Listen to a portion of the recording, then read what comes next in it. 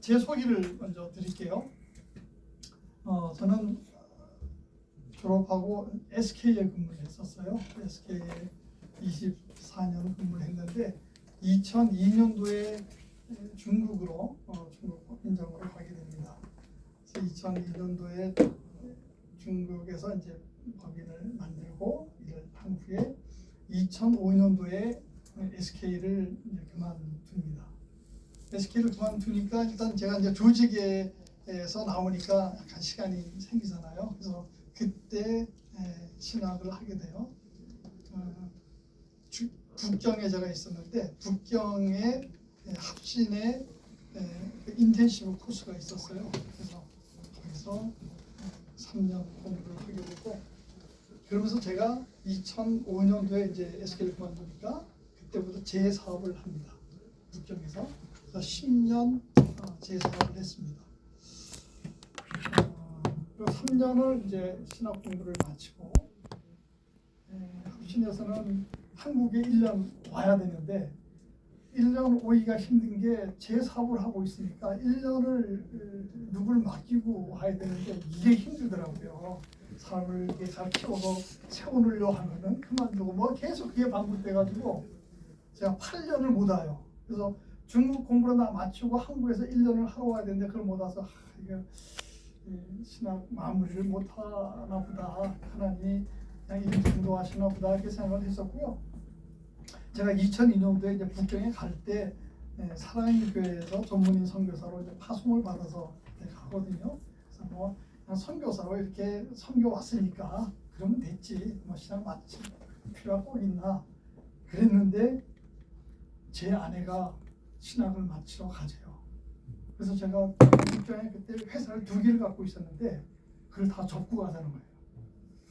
그래서 뭐 아내가 접어도 된다니까 돈 안 벌어도 되냐, 그래서 돈 안 벌어도 된대요. 그래가지고 회사를 다 접고 온 게 2015년. 그래서 마무리 1년을 공부하고 2016년도에 졸업을 하고요. 2017년도에 목사 안수를 받고, 그래서 목사 안수 받은 걸로 치면은 합격합니다. 얼마 안 됩니다. 그러는 과정에 제가 이제 신학 공부를 하는데 어떻게 연결이 돼가지고 제가 그 이제 지금 소개받은 GPTI라고 하는 곳에, GPTI가 한국 전문인 선교 훈련원입니다. 그 이제 원장으로 얘기가 되어서 이제 2016년부터 졸업하자마자 그곳에서 섬기게 되었죠. 그래서 2023년 12월에 이제 GPTI 원장을 그만둡니다. 그래서 지금 이제 새 원장이 지금 이제 다시 시작을 했고요. 제가 아까 말씀하신 그 김광석 원장님의 후임입니다. 김광석 원장님은 저희 GPTI가 생긴 거는 1991년도에 설립됐고요. 지금 34년 제가 되죠. 초대 원장은 홍정길 목사님께서 GPTI 초대 원장을 하셨고, 저희 GPTI 또 그 선교 그 단체가 그때 이제 그런 분들이 같이 모였어요. 그러니까 4인방이 같이, 홍정길, 이동원, 하용조, 옥한, 그리고 이태웅 목사님이라는 분이 이 전체를 이제 오르가나이즈해서 진행을 했기 때문에 GPTI 원장으로 홍민희 목사님이 1대를 하셨고, 2대가 김태연 원장이라는 분이 하셨고, 3대가 김광석 원장님, 제가 4대를 했고 지금 이제 5대 원장이 얼마 전에 시작을 한 그런 상태입니다. 저희 GPTI가 설립이 되는 배경에는 평양과기대하고 연관이 있어요. 평양과기대가 1991년도에 거기도 이제 만들어지는데, 그 만들 때 그 김준홍 총장이 그러니까 교수님들을 이렇게 초빙을 하니까 교수님들이 모였어요. 그러니까 교수님들이 평양과기대가 원래 신앙으로 학생들을 가르치기 위해서 한 거니까 신앙에 있는 사람들을 교수님들 초빙을 했잖아요. 그러니까 다 신앙이 좋으시고, 그리고 이제 교수님으로 어플라이 하시는 분들이니까 자기 학문에 대한 전문 영역도 다 있으시죠. 그렇긴 한데 이분들이 선교에 대한 훈련을 받지 못했잖아요. 그래서 선교적으로 훈련받은 사람 그 교수가 되어야 될 필요가 있으니까 이 김준호 총장님께서 자기네 연변과기대 모집한 교수님들을 좀 선교적으로 훈련을 해 주십시오 하고 오게 된 게 GPTI를 설립하게 된 배경이 됩니다. 그래서 GPTI가 있기 전에 GMTC라고 하는 선교 훈련은 있습니다. GMTC는 합숙해서 훈련하는, 그러니까 그 당시에 지금도 마찬가지지만 우리가 대체적으로 선교사로 훈련 나가는 경우는 목사님들이 주로 선교사로 많이 나가잖아요. 그러니까 목사님들을 전문적으로 선교 훈련을 하는 곳으로 GMTC라고 하는 게 있었어요. 그래서 GMTC에 이 김진홍 총장님이 교수님들을 훈련받게 하려고 이태호 목사님한테 온 거예요. 얘기를 쭉 들어보니까 이런 그 전문가들인데 이미 GMTC는 훈련이 시작이 됐어요. 그래서 GMTC 지금 다시 훈련 받을 수 있는 시기적으로 안 돼. 그래서 그러면 이때 하나님께서 이 시대에 이제 전문인들을 위한 선교 훈련을 하기를 원하시는가 보다, 이런 생각을 해서 아까 말씀드린 그런 분들부터 상의를 해서 GPTI를 설립하게 됩니다. 그래서 일기생 중에 대부분이 연변과기대 교수님들이세요. 그리고 나머지 분들 같이 해가지고 이제 시작을 했고요. 그래서 지금 34년의 기간이 흐른 동안에 약 2,000명 정도의 선교사가 저희 GPTI를 통해서 배출이 되었고, 뭐 좀 잘 알려진 사람으로는 양영자 탁구 선수, 양영자가 저희 GPTI 5기 출신이고요. 또 김춘호 총장이라고 뉴욕 주립대 총장 하셨던 분, 그런 분들이 이제 또 저기 한동대 총장 하셨던 장순웅 총장, 그런 분들 우리 이제 GPTI 출신이십니다. 저희는 GMTC랑 다르게 했던 게 GMTC는 합숙 훈련을 해서 거기 가족이 다 들어와야 돼요. 그래서 완전 공동체 생활로 5개월 훈련을 하는 것이 GMTC였고, 저희는 대상을 어떤 사람을 대상으로 했냐면 전문인들을 대상으로 하다 보니까, 전문인들은 자기 다 잡이 있는 사람들이니까 이 사람들은 합숙 훈련을 할 수가 없잖아요. 그래서 다 평일 생활을 하십시오. 그러나 토요일 날 와서 훈련합시다. 저희는 토요일 날 훈련을 했어요. 그래서 토요일 날 훈련을 하면서 5개월 훈련하는 코스로 저희 GPTI는 계속 지금도 훈련이 되고 있습니다. 아까 우리 김강석 원장님을 그 다이아몬드 킴이라고 그랬는데 그렇게 이름을 지은 이유가 있어요. 그분이 성함이 김광석이잖아요. 광이 빛날 광, 석이 돌석이에요.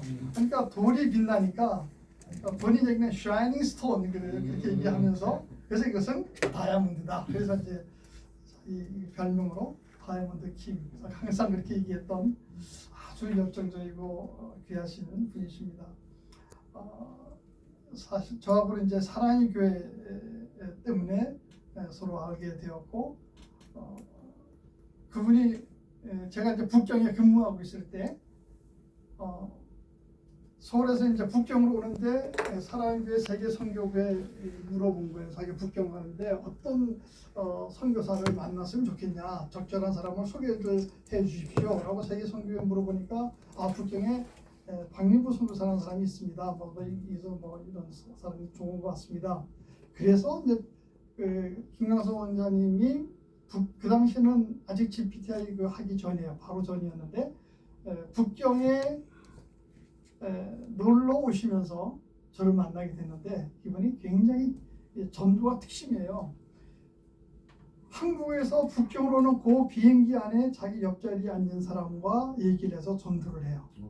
근데 그 사람이 어떤 사람이냐면 알고 보니까 스님이었어.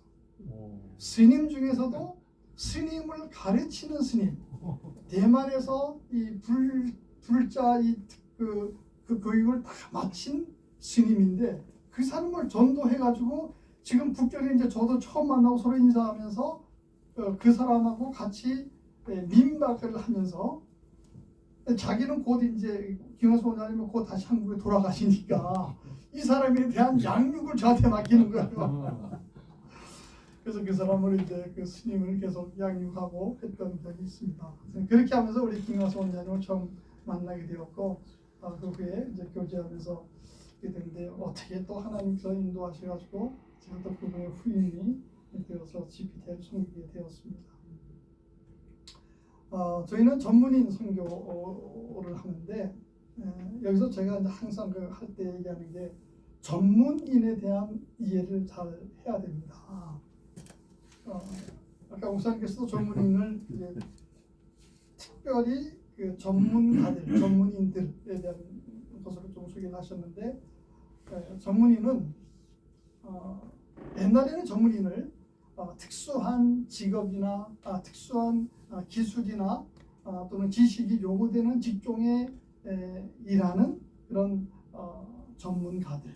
그래서 예를 들어서 의사, 교수, 판사, 검사 뭐 이런 분들을 전문인이라고 했는데 요새는 전문인의 개념이 사실은 많이 바뀌었습니다. 그래서 전문인이라 함은 어떤 분야이든지 간에 그 분야에서 다른 사람을 가르칠 수 있는 수준이 되어 다른 사람을 가르칠 수 있는 그런 사람들이 전문인이다 라고 얘기를 하죠.